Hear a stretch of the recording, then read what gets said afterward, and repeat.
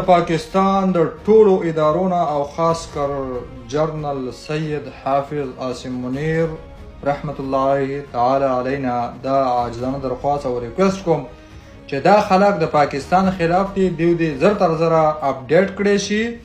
دا د قومي ترانې توهین دی. دیوزال قومي ترانه سازه کړې ده او په دغه ملک کې وای دا د پاکستان خلاف دي او دا غداران دي. زمونږ ترانه پاک سرزمین شادباد او کشور حسین شادباد دیوزال ترانه سازه کړې ده او زما د قوم بچي په غلطۍ او زما د قوم بچي ذهنونه جوړي د پاکستان خلاف جوړي. دا خلک د پاکستان خلاف ته دیوزال ترانه سازه کړې ده.